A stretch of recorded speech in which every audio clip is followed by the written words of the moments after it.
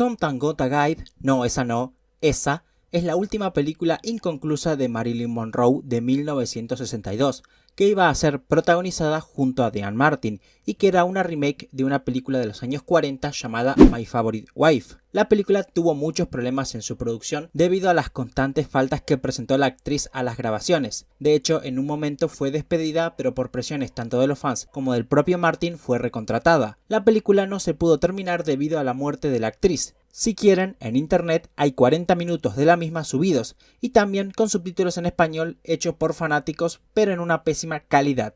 Si quieren saber más, les recomiendo el documental Marilyn Something Got a Guide de 1990 hecho por Fox Video.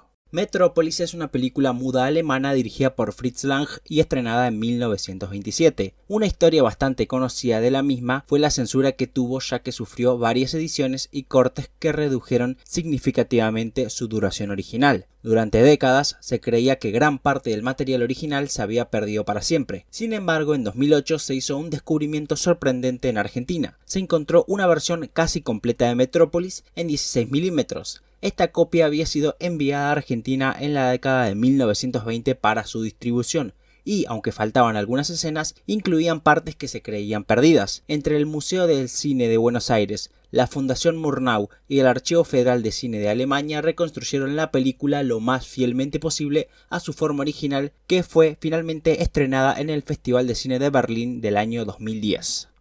¿Se acuerdan que hace un par de días les conté la historia de la restauración de Metrópolis y pocos días después nos enteramos de otra restauración y para mí es la noticia fílmica del año? La restauración de Napoleón de 1927 de 7 horas. Se estrenará la versión restaurada de la película Napoleón de Abel Gance, una epopeya del cine mudo de 1927, conocida como la versión Apolo, en París en este verano. La restauración, dirigida por Georges Méliès y respaldada por la Cinemateca Francesa, el Centro Nacional y Netflix, entre otros, ha tardado casi 2 décadas en completarse y ha costado alrededor de 3 millones de dólares. La nueva versión se presentará en 2 partes durante 2 noches, 4 y 5 de julio, en el Seine Musical, con una nueva partitura interpretada en vivo por más de 250 músicos. Utilizando técnicas de restauración avanzadas, se han reconstruido fotogramas faltantes y se ha convertido la película en alta definición, manteniendo la esencia del original. La duración de cada una de las partes es la primera de 3 horas y 40 minutos y la segunda de 3 horas y 25. Si hay un actor que yo personalmente nunca me imaginé trabajando en el mundo del doblaje es Al Pacino, pero ¿sabían que una vez estuvo cerca de trabajar en una producción de este estilo? Más precisamente en el año 2013 para la secuela de Mi Villano Favorito, donde iba a interpretar al personaje conocido como El Macho. De hecho, la historia detrás del personaje en la producción de la película es bastante tumultuosa. Originalmente el papel le fue ofrecido a Javier Bardem, quien terminó rechazando el mismo. Luego se le ofreció a Pacino, quien aceptó y de hecho grabó sus líneas, pero 2 meses antes de que se estrenara la película, Pacino abandonó el proyecto por diferencias creativas con la productora a cargo de la misma. Cosa realmente curiosa si ya solo faltaban 2 meses para la película. De hecho, en el tráiler de la versión en inglés aparece acreditado como actor de voz. En cualquier caso, la voz del personaje la terminó haciendo Benjamin Bratt, quien en esos 2 meses realizó sus voces y se logró estrenar en tiempo y forma la película. Además del registro de las noticias de aquella época, se pudo encontrar en el portafolio de un animador de la película subido a Dailymotion un pequeño extracto de cómo sería la voz de Pacino como El Macho. Un curioso caso de lo que ahora se conoce como Lost Media. Si alguien alguna vez me pregunta cuál es una de esas famosas escenas eliminadas para una película que me gustaría que se hubiera quedado en el corte final, sin lugar a dudas entre los primeros puestos estaría una escena increíble de El Show de Truman, el himno de Trumancia. Entre la lista de escenas que no llegaron al último corte está una escena donde todo el mundo que sintoniza El Show de Truman en esta película de 1998 de Peter Weir, interpretada por Jim Carrey, canta el himno de Trumancia, el himno o música característica del personaje. Como ejemplo de que esto existe es porque lo tenemos en un teaser trailer para la película. La escena en cuestión es esta.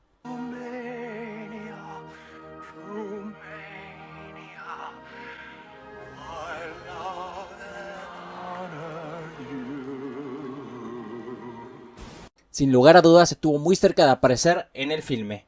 Después del tremendo éxito que fue a nivel comercial Space Jam de 1996 para Warner Bros. Y la franquicia de los Looney Tunes, se planeó una secuela que tristemente sería cancelada. Space Jam supuestamente iba a contar con la participación de Jackie Chan como la estrella principal de la película y quien iba a colaborar con el elenco de los Looney Tunes. Realmente es desconocido qué pasó con el proceso de producción de la película y por qué el mismo se terminó descartando. En internet podemos encontrar sitios donde muestran un póster oficial, un guión bastante avanzado y conceptos artísticos que se habían preparado para la película. Al final, el mismo se terminó reescribiendo y tuvimos Looney Tunes de vuelta en acción del año 2003 con Brendan Fraser. ¿Te hubiera gustado ver una colaboración entre los Looney Tunes y Jackie Chan?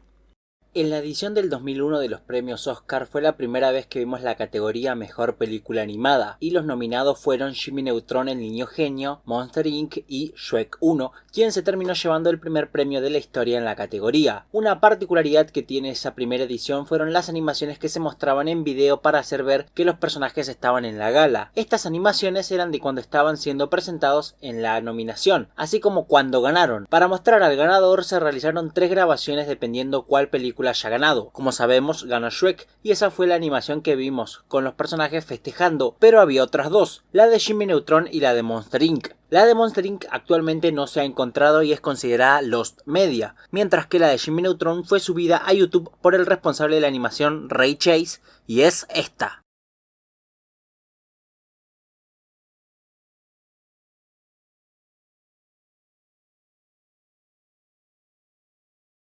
Te apuesto a que no sabías este dato de cine italiano.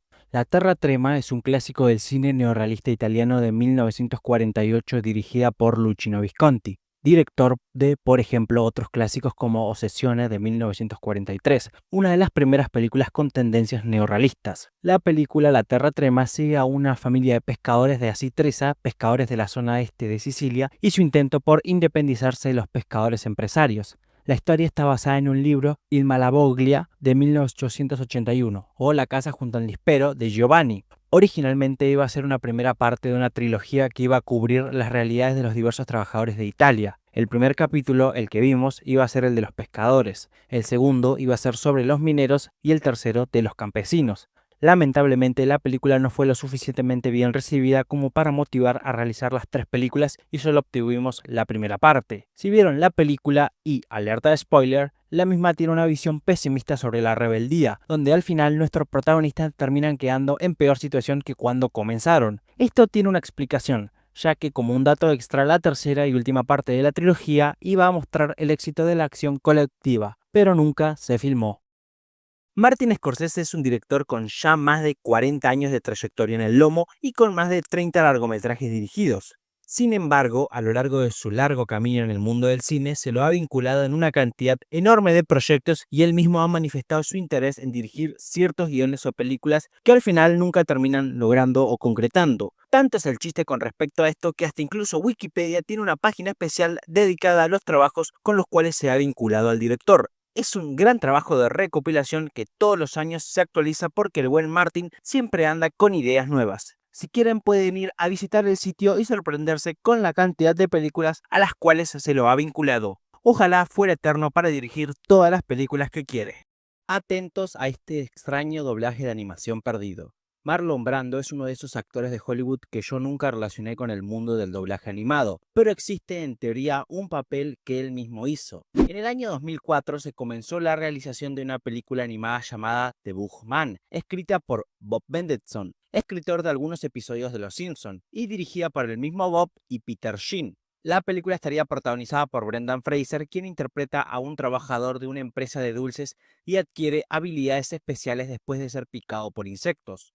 Entre el elenco de voces estaba Marlon Brando, quien dio su última interpretación con vida. Él interpreta a la señora Sur, la fundadora, líder y matriarca de la gran y corrupta compañía de dulces Mr. Sur. Se dice que Brando usó una peluca rubia, un vestido, guantes blancos y maquillaje completo mientras grababa a la señorita Sur. El equipo de producción cree que este fue en parte humorístico y en parte porque quería meterse en el personaje. La grabación se dice que tuvo lugar en la casa de Marlon Brando el 10 de junio del año 2004. Desgraciadamente murió el mes siguiente, el 1 de julio del año 2004. La película tenía un presupuesto de cerca de $20 millones y un estreno previsto inicialmente entre el año 2006 y 2008, pero hasta la fecha nunca se estrenó ni se distribuyó. Es considerada un caso de Lost Media.